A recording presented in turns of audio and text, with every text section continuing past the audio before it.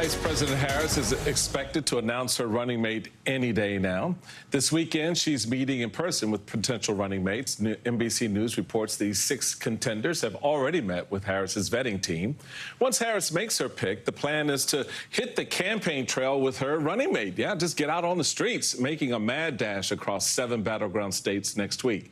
And Team Harris is staffing up in the final stretch as well, adding a campaign veterans David Plouffe and Jennifer Palmieri into the fold. Joining us now, Heath Mayo, founder of Principles First and MSNBC political contributor, Dr. Jason Johnson. He's a professor of politics and journalism at the Morgan State University in good old Baltimore. Welcome to you both. So, Simone, VP. It is. I joked that it was like a rose ceremony because that is what people are saying online. Or you could also go with Tyra Banks at Top Model when she's standing there and she's like, I have X amount of people in front of me, but only one photo in my hand. Yeah. But to be serious, this is the first presidential decision that a nominee makes, whether they be Democrat or Republican, Jason, is in fact a decision on who they would like for them to be their running mate. They are picking someone that they would like to campaign with in the final stretch, but they're also, and more importantly, I think, picking a governing partner and someone whom they believe is ready to be president on day one, if in fact, the nominee who eventually becomes the president, is not able to execute their duties. So, consequential decision, and this is a truncated timeline to make it. It is, Simone. And look, this is very important because of the short timeline.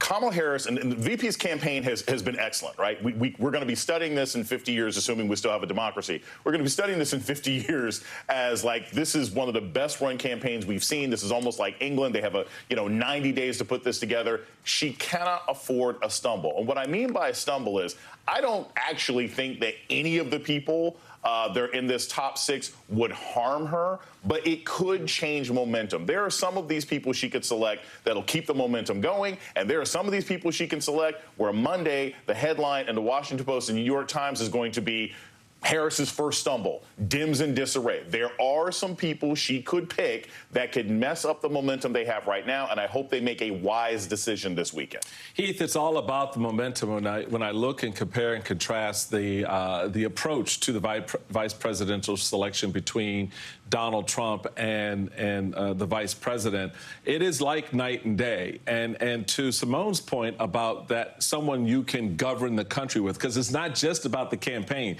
The campaign is the fun part, well, at least it's supposed to be. But the work is the governing. When you look at J.D. Vance and the way his rollout fell flat and has continued to not only flatline, but to go below the baseline in terms of what you want your vice presidential candidate to do, how do you assess the 2 campaigns with respect to their process? To Jason's point about creating that momentum and avoiding the headlines.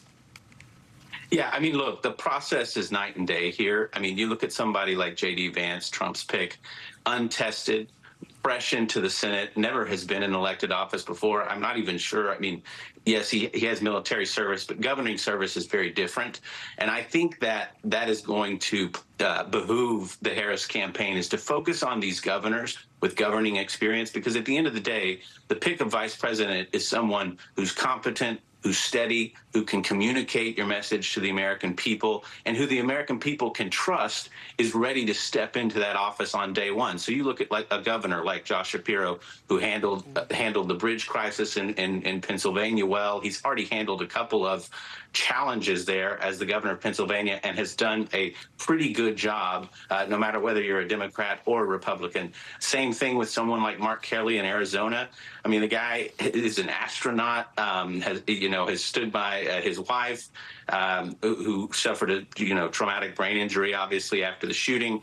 These are quality folks that she could pick that could signal to the country, hey, look, this is not a base election. This is about uniting the country, bringing us together, and just getting us through the next 4 years so that we can stop the threat of Donald Trump. This is it is remarkable how quickly this is going to come together. The money that the Harris campaign has been able to raise, the infrastructure and the influx of volunteers and just door knocks that they have been able to do in this short amount of time, it should be studied. USA Today writes this about the vetting process. Before they can be selected as a running mate, vice presidential contenders undergo a vetting process that seeks to unearth their darkest secrets. The goal of vetting is to avoid any last-minute surprises that can tank a campaign by unearthing any potential liabilities early on. You know, it makes me wonder. I mean, I have to imagine that Eric Holder and the vetting team that was assembled via his law firm, because they are running the vetting process here, when they turn those packets over to the running mate selection committee, because it's my understanding that that is how, you know, the Harris campaign worked, it very similar to how she was selected in 2020. There was a group of people that then candidate Biden designated and said, you all are going to be my selection committee. I want your thoughts. I will have the final say, but I want some people that I trust to also weigh in on these folks. I have to imagine when they handed the packet over, they were thinking about J.D. Vance and everything they've seen in the news, Jason, about all of these things coming out in this unearthed audio, and the fact, you know, he wrote the foreword for Kevin Roberts of the Heritage Foundation, architect of Project 2025, to his book that's coming out.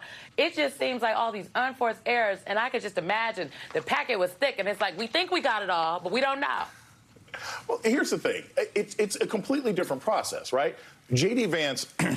J.D. Vance was selected because Donald Trump, it was a flex. He already thought he was going to win. J.D. Vance was just to run up the score in states that he thought he was already going to win. This is different. This is finding an actual governing partner. And let's be honest. You have a lot of very qualified people, but you have people that some parts of the Democratic base are more excited about. Pete Buttigieg is probably the best communicator the party has. He's fantastic. Great. That works for you. If you were to pick Mark Kelly, he literally is from a border state. He can talk about the border. He can talk about security. He can talk about IVF that he and his wife used to have a child. He can talk about gun issues. He can do all those things. You've got, Josh Shapiro, who's great on the stump, who's charming, who's from a critical swing state. But let's also be clear. It has not been evident over the last 25 years or so that your vice president is necessarily going to guarantee you a swing state. There are criticisms from labor about Kelly, even though he's been able to pivot. There are concerns that whether or not, Mayor Pete would be ready for this position after just being transportation secretary. And there's a lot of complaints within the left about Josh Shapiro. And I think that the Harris campaign has to be very aware of these things. Look, she's got to make sure that the young people who have free time, the young people who are going to volunteer, the young people who are going to go to Michigan and knock on doors and take a semester off because they're so excited about her, she can't have any of those young people get disappointed or think that she's playing in their faces if she picks someone who represents or has positions that they're not happy about on any issue, domestic or international.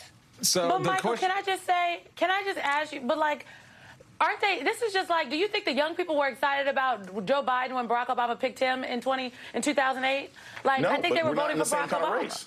We're not in the same kind of race. I think to Jason's point, it is a different race today, and those are the considerations, particularly when you stack them up. But when you stack them up against what we see on the other side, I don't think, to be honest, I just don't think any of those gentlemen are going to have a problem with, JD, no,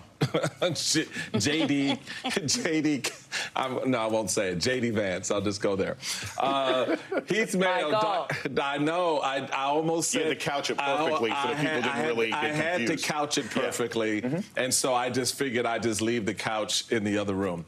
Heath Mayo, Dr. Jason Johnson, thank you both so much.